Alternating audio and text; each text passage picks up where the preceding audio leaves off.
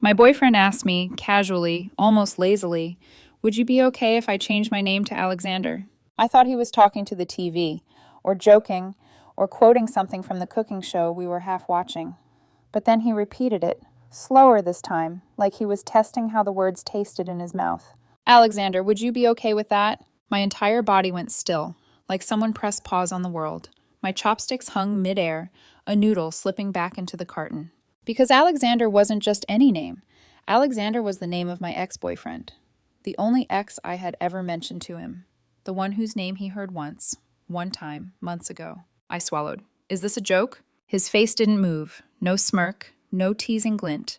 Just calm seriousness, as if he were discussing paint colors or weekend plans. No, he said. I just really like the name. It feels right for me. A cold ripple washed down my spine, the kind that makes your fingers tingle and your chest tighten. I stared at him, searching for context, for humor, for anything that made this less insane. You want to change your name to my ex's name? It's just a name, he said, shrugging. Names don't belong to people. You're being dramatic. Dramatic. That word hit me harder than his request. I felt my breath shorten, a tension rising quietly in my chest, like warning lights flickering behind my ribs.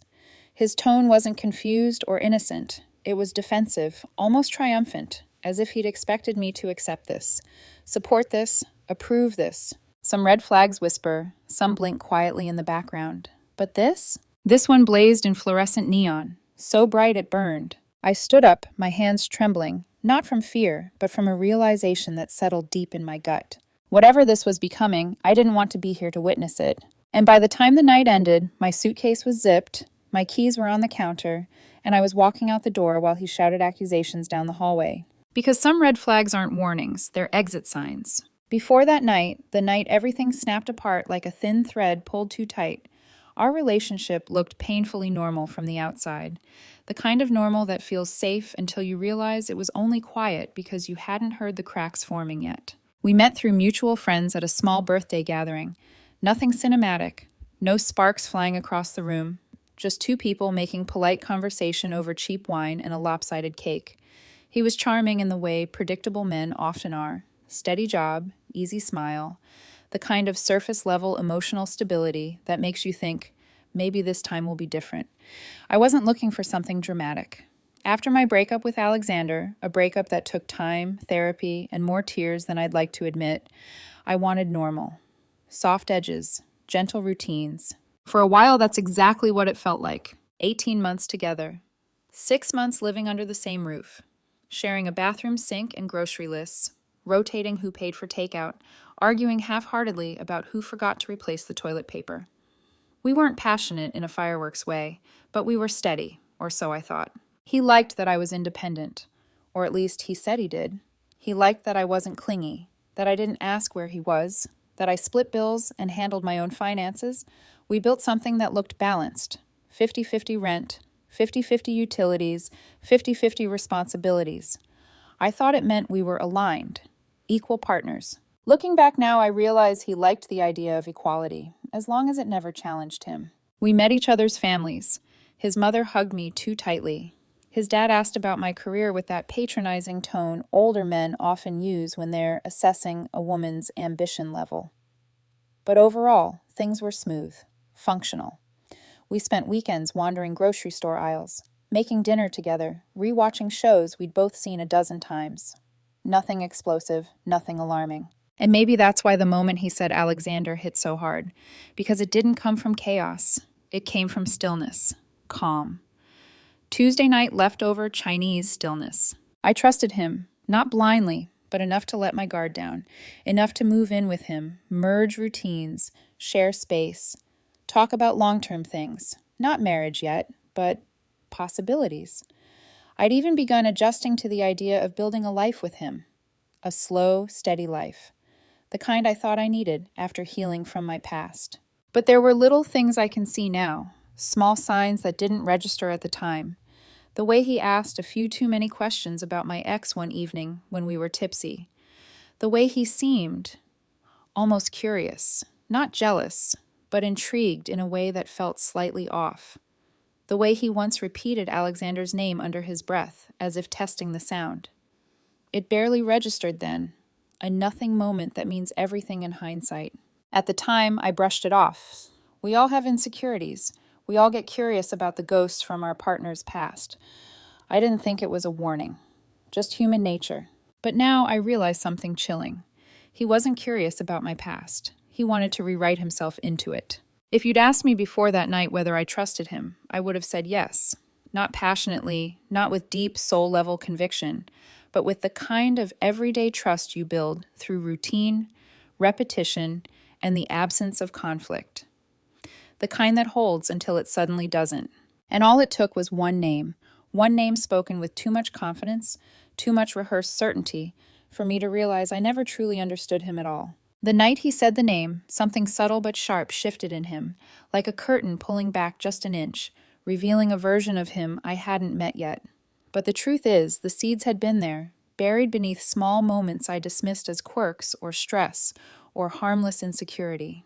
The first warning sign came a few months after we moved in together. We were talking about past relationships, not the heavy stuff, just casual stories. When I mentioned Alexander in passing, my boyfriend's posture changed almost imperceptibly. His shoulders tightened, his eyes sharpened with a strange interest, not jealousy, but something far stranger. He didn't ask the typical questions, "Why did you break up?" or "How long were you together?" Instead, he asked, "What was he like?" I laughed it off because the question felt odd. Not emotionally driven, not wounded, more like research. But he kept pressing lightly, smiling like it was just curiosity. What kind of person was he? What did he do? Why did you like him? What didn't work? Questions that felt less like understanding me and more like he was trying to understand him. At the time, I chalked it up to insecurity. We've all compared ourselves to someone's ex at least once. But now I can see the strange gleam in his eyes I'd ignored, like he was trying to map himself onto a silhouette that wasn't his. Another red flag I failed to see. The way he reacted when my phone lit up with a message from an old friend and the preview happened to include a photo taken years ago, the same year I dated Alexander. The friend texted something like, "Can't believe we looked like this." Nothing about Alexander. Nothing romantic. Just nostalgia. But my boyfriend asked, "Were you with him when this was taken?" I told him no, and his face relaxed instantly.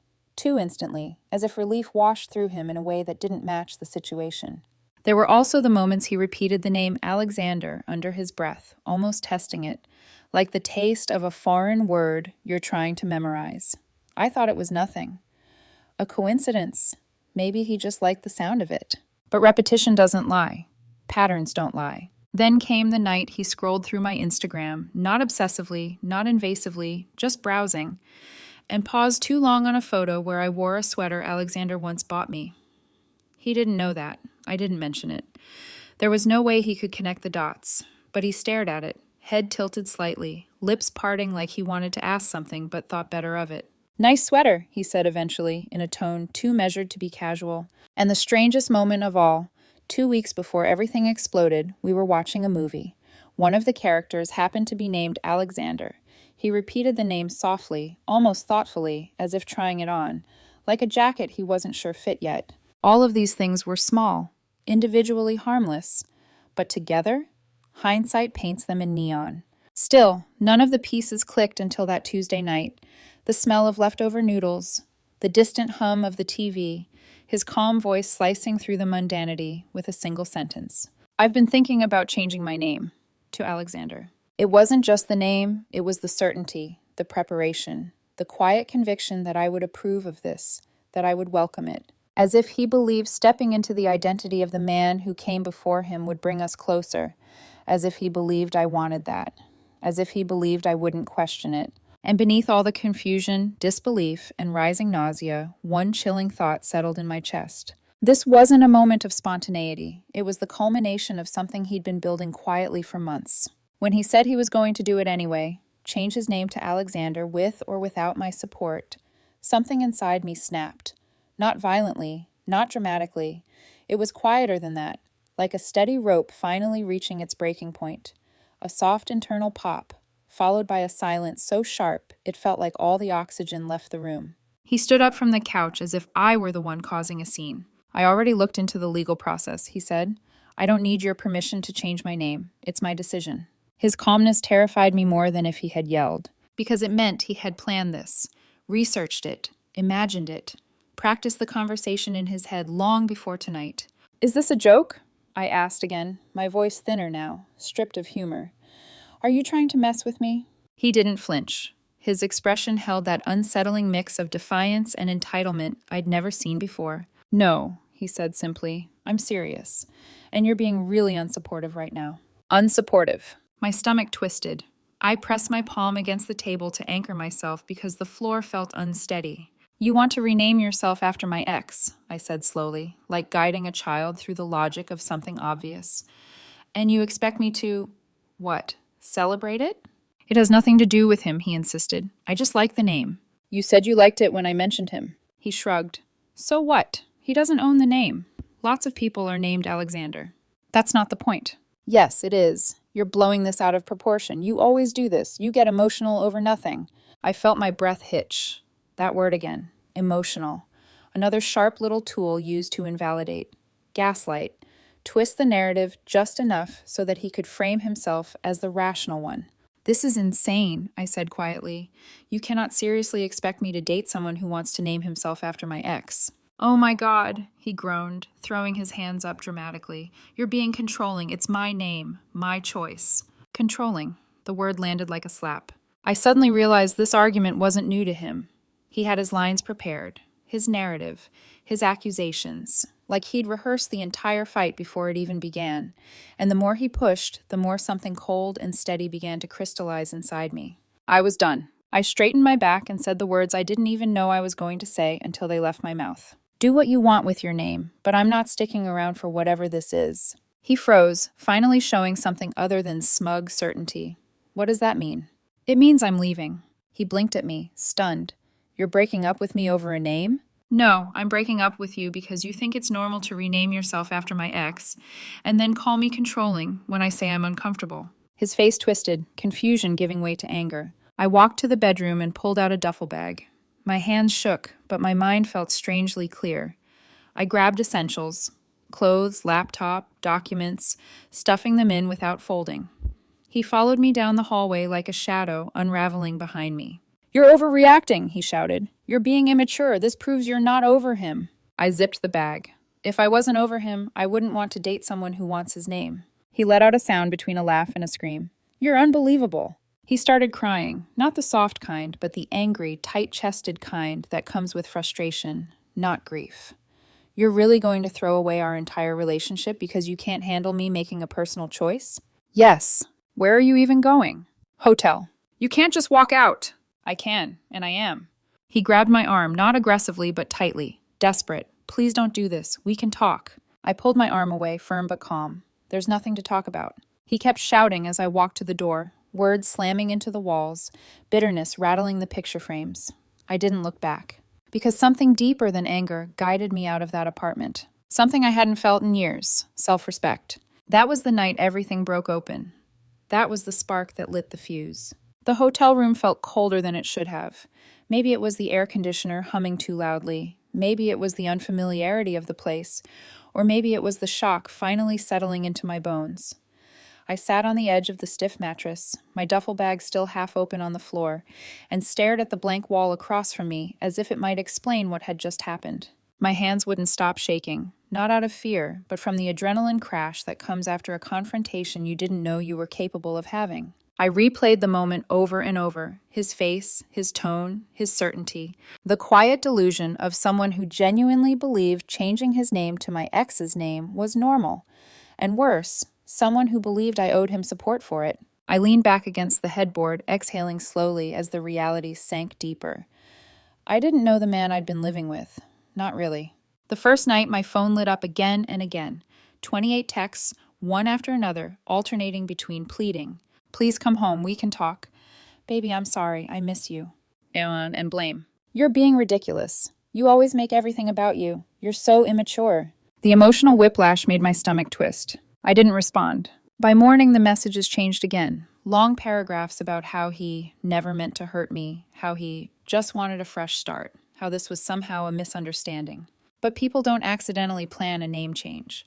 People don't accidentally research legal procedures. People don't accidentally dismiss your feelings as controlling. Day 2. I drove back to our apartment while he was at work. I timed it perfectly. I knew his schedule too well. I parked 2 blocks away, let myself in with my key, and kept the lights off as I moved through the quiet space that used to feel like home. It didn't feel like home anymore. It felt like walking through the set of a life I had already stepped out of. I took what mattered: documents, sentimental items, things he couldn't twist into leverage later. I unplugged my gaming console, filled a second bag with clothes, grabbed my favorite mug from the kitchen cabinet. I didn't linger. I didn't breathe deeply enough to smell anything familiar. 20 minutes in and out. He must have known, because that afternoon he left a voicemail. So you're just going to sneak around now? Real mature. I let the recording finish, then deleted it. His voice sounded different now. Sharper, angrier, stripped of the charm he used to hide behind. Day 3, I texted him for the first time since leaving. We need to meet and discuss the apartment. Neutral location. Coffee shop near your work. Tomorrow at 6. He replied immediately. Finally, yes, I'll see you there. I'd almost forgotten how quickly he responded when he thought he had leverage. That night in the hotel, I stared at the ceiling, waiting for sleep that never came. Every time I closed my eyes, I saw his expression again when he realized I was actually leaving. Not bluffing, not performing, but truly done. There was confusion in his face that bordered on disbelief, like he'd expected me to orbit around him, no matter how bizarre his choices became. But the truth was simple, and it echoed in the quiet hotel room. He crossed a line that made everything else suddenly visible.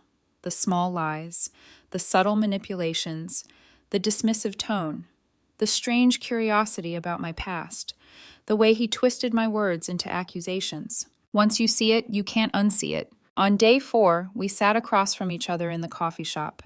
He dressed up like it was a date. I showed up exhausted, emotionally wrung out. His opening line wasn't apology, it wasn't accountability, it was, "I'm so glad you're ready to talk. I've been miserable without you." I didn't soften. I didn't let him redirect the story. "I'm here to talk about the lease." His face cracked with irritation. And that was when I truly saw him. Not through affection, not through assumption, but through his reaction to losing control of the narrative. Cold, calculating, performative, more invested in being right than being honest. That night in the hotel, after all of it, I finally allowed myself to feel the sadness. Not for him, not for the relationship, but for the version of myself who tolerated the early red flags because she mistook quietness for stability. I wasn't spiraling. I wasn't emotional. I wasn't dramatic. I was waking up.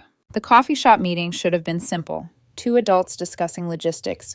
But nothing about him was simple anymore. The moment I told him I wasn't coming back, something inside him calcified.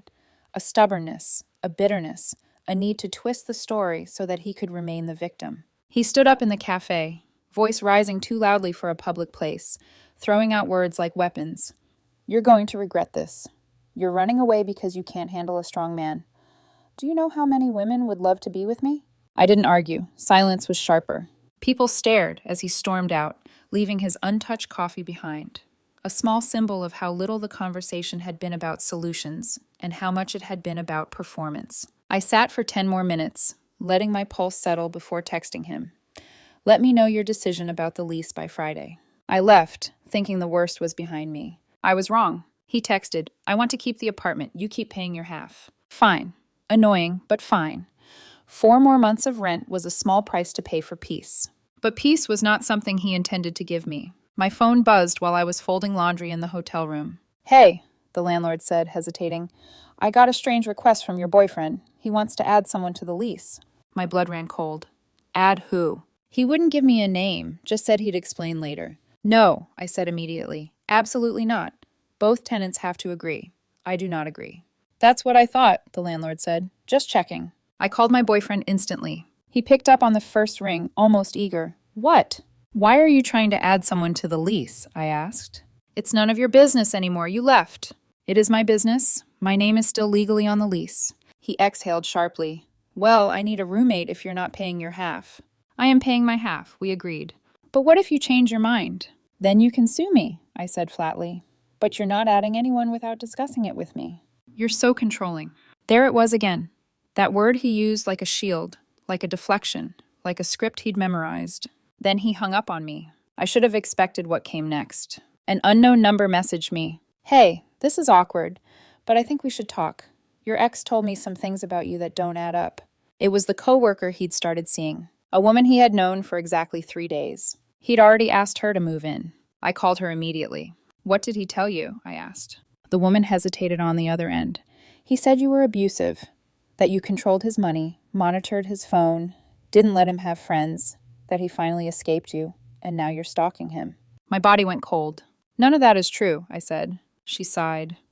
Yeah, I figured. Especially because he asked me to move in after 3 days of dating, and because I saw your post about the apartment situation. I explained everything to her, about the name change, the breakup, the lease, all of it. That's insane, she whispered. I'm backing away from this. Good luck.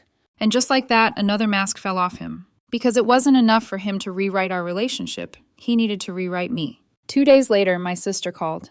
Did you break up with him? She asked cautiously. Yes, why? Because he messaged me on Facebook, said you're having a mental breakdown, asked if the family could stage an intervention. I closed my eyes. Of course he did. I told my sister the truth, every detail. She was silent for a long time before saying, That's disturbing, like actual therapy-level disturbing. Block him, I said. I don't want him contacting our family. Already did. But he didn't stop. 3 of my friends received similar messages from him, each version slightly different, but with the same theme. I was unstable. I was obsessed with my ex. I was possibly dangerous. 2 called me immediately. The 3rd believed him. I sent that friend one message. None of what he told you is true. We broke up because he wanted to legally change his name to my ex's name. I left. That's the whole story. He never responded. You learn who your real friends are when someone lies about you loudly enough. My boss asked me to step into her office. She looked uncomfortable. Someone submitted an anonymous complaint saying you've been unstable at work and making concerning statements. I felt sick. He had escalated again. But I told her everything, showed her the text, the timeline, the cease and desist my lawyer drafted. My boss nodded slowly. This appears to be retaliatory harassment, she said. I'm documenting it. If anything more happens, we'll escalate to legal. Before I left, she added quietly, change all your passwords. Consider getting a lawyer. I did both. And still he wasn't done. The calm man I once lived with was gone. In his place was someone unraveling, grasping for attention, twisting narratives, recruiting strangers and friends alike to play roles in a story he was inventing in real time. All because I refused to let him call himself Alexander. And through every message, every lie, every escalation, one chilling truth became clear. He wasn't trying to hurt me, he was trying to erase me. It would have been easier if he had just faded out of my life, gone quiet, disappeared into the background the way most breakups resolve themselves over time. But men like him don't disappear. They escalate, they cling.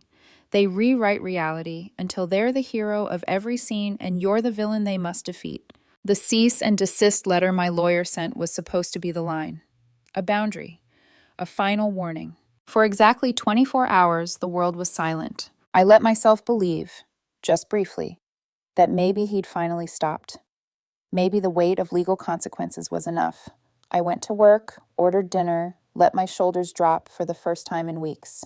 Then, the next morning, I opened my email. The subject line stopped my breath. You'll regret this. The message was long, pages long, a manic tapestry of rage, self-pity, delusion, and something darker I still struggle to name. He called me cruel, broken, heartless, a failed woman. He accused me of ruining his life, ruining my own life, ruining any chance at happiness for either of us. He insisted he had become the truest version of himself by choosing the name Alexander, and that I was too shallow, too threatened, too insecure to support him. He ended the email with a signature, Alexander. Seeing my ex's name at the bottom of a message filled with emotional venom made something inside me recoil. Not because of the name itself, but because he truly believed wearing another man's identity would somehow make him powerful. It was the closest thing to madness I had ever seen. I forwarded the email to my lawyer immediately. His reply came fast. Save this. We may need it for a restraining order. I reread the email 3 times, not because I needed to, but because disbelief kept pulling me back into it. Every line felt like a fracture, each sentence proof that the person I once trusted had fully stepped into a fantasy where boundaries didn't apply, where consequences didn't exist, where I was a character he could weaponize. I closed my laptop and sat very still in the hotel room, the hum of the refrigerator, the soft clicking of the air vent, my heartbeat echoing in my ears. For the first time since leaving him, I felt afraid. Not afraid he would hurt me physically, afraid he had fallen into a narrative so detached from reality that there was no way to reason with him anymore. Because how do you defend yourself against someone who believes their obsession is righteousness? How do you argue with someone who thinks your discomfort is disrespect? How do you protect yourself from someone who believes his identity is incomplete without becoming your past? As evening settled, I wrapped my arms around myself, not for warmth, but for grounding. The hotel room suddenly felt too small, the shadows too long, the walls too thin to hold the weight of what was happening. I wasn't the type to spiral. I wasn't fragile or dramatic, but that night I felt the edges of myself begin to blur under the pressure of his unraveling. This wasn't a breakup anymore. It had become a campaign, a narrative he was building by collecting sympathy, twisting facts, and painting me as unstable to everyone who would listen. A smear campaign disguised as heartbreak, a delusion disguised as reinvention. And the darkest part? A small, quiet voice inside me whispered, he might not stop. Not until someone forced him to. That night, I locked the hotel room door twice, then a third time. I checked the peephole before going to sleep. I kept the lamp on. My heart didn't slow for hours. And lying there, staring at the ceiling, a truth finally settled over me with cold, heavy clarity. He wasn't spiraling because I left. He was spiraling because losing control of me meant losing control of the story he was trying to write. And men like him don't let go of their stories easily. The turning point didn't arrive with a dramatic confrontation or a violent outburst. It came quietly, the way real clarity often does, through a chain of events that forced the truth into the light whether he wanted it there or not. It started with the landlord. 3 weeks after I left, he called again. His tone was tight, uneasy. I need to do a maintenance inspection, he said. Building requirement. Can you be there? I hesitated. I haven't lived there in over a month. I know, he said, but your name is still on the lease. You should be present. A cold heaviness settled in my stomach. Fine. I would go. I would face whatever was on the other side of that door. When I arrived, the landlord was waiting. My ex wasn't home. The door clicked open, and the moment I stepped inside, the air changed, stale, heavy, tense, like walking into the aftermath of a storm. The apartment wasn't messy. It was destroyed. Not cluttered, not chaotic, destroyed. Holes punched through the drywall. Cabinet doors ripped from the hinges, a bathroom mirror cracked through the center. Stains on the carpet, dark, dried, impossible to ignore. The kitchen looked like someone had tried to tear it apart with their bare hands. My breath caught in my throat. What happened? The landlord demanded, furious. This is thousands in damage. I don't know, I said. I haven't been here since I collected my things. He took pictures, dozens of them, muttering under his breath. Way beyond normal wear and tear, someone did this intentionally. Each flash of the camera lit the room like lightning, revealing more brokenness I'd never seen before, not just in the walls, but in the man who had lived here after I left. My phone buzzed. Him. I didn't answer. After we left the apartment, the landlord tried calling him. No answer.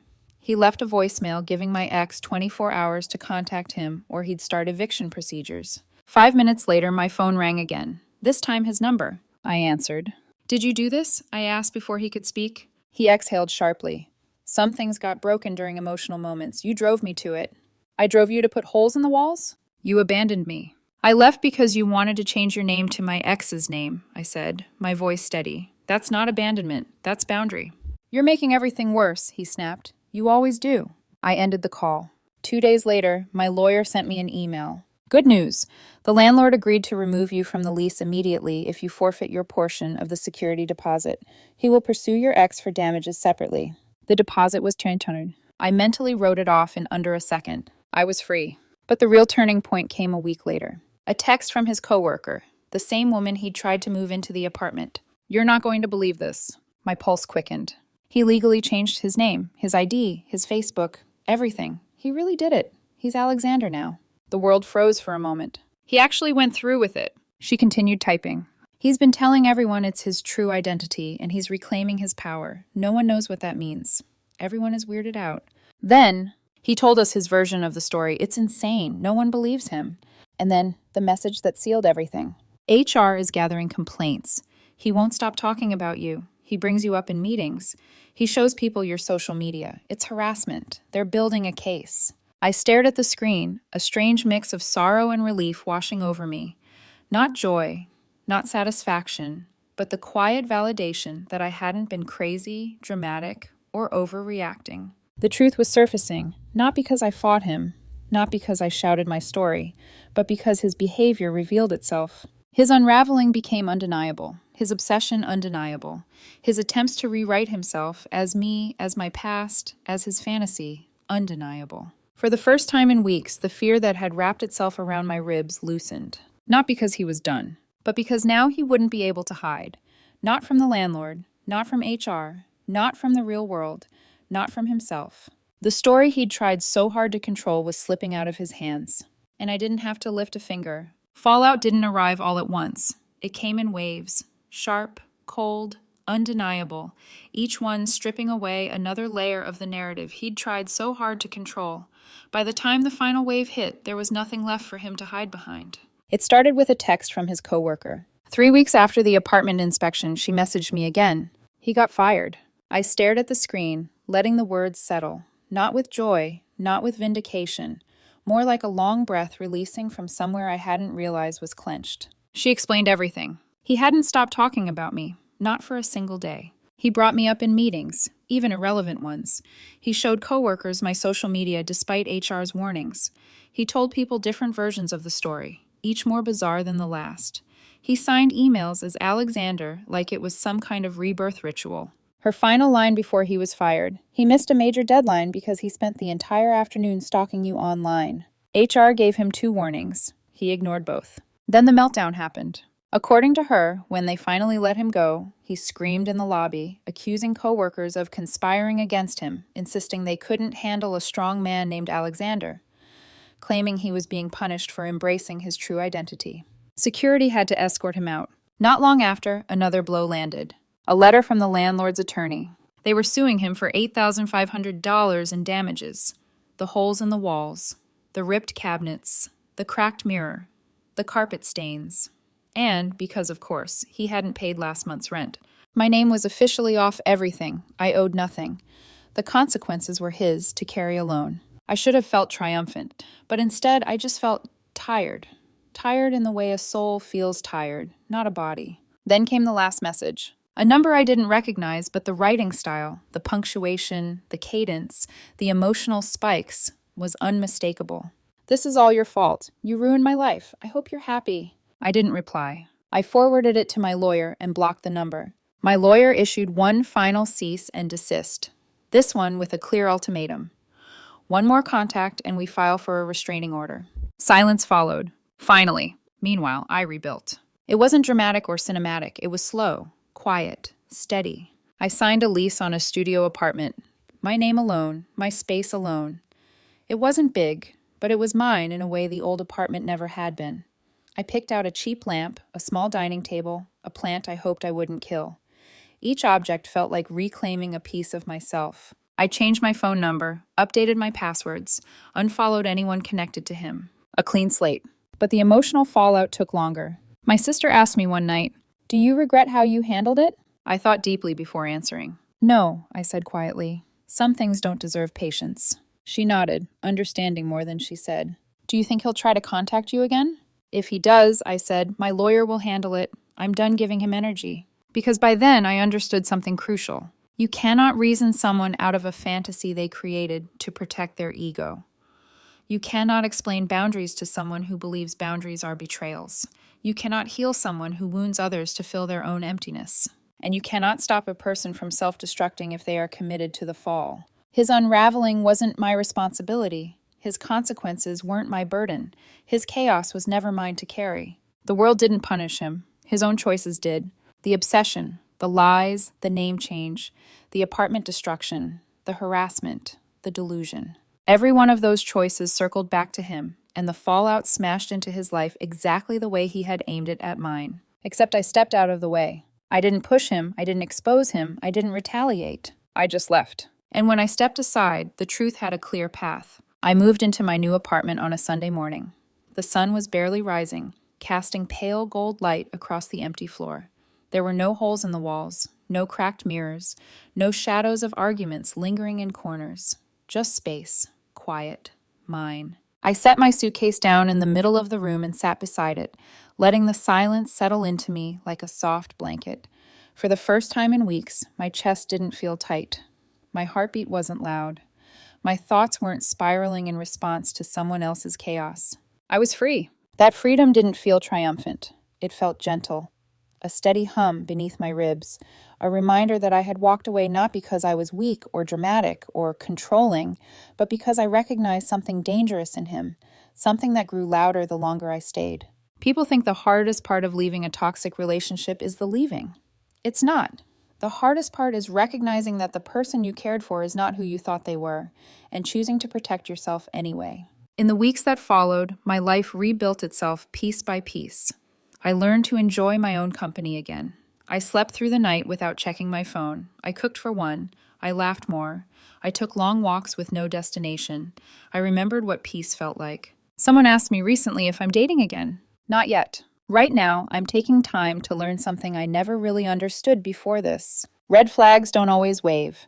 Sometimes they glow quietly in the background until the moment you finally turn to face them. He wanted to take my ex name. He wanted to rewrite himself into my past. He wanted control over a story that never belonged to him. But I couldn't logic him out of that fixation, because he didn't logic himself into it in the first place. The only thing I could control was my response. So I walked away. And sometimes that's the most powerful thing a woman can do.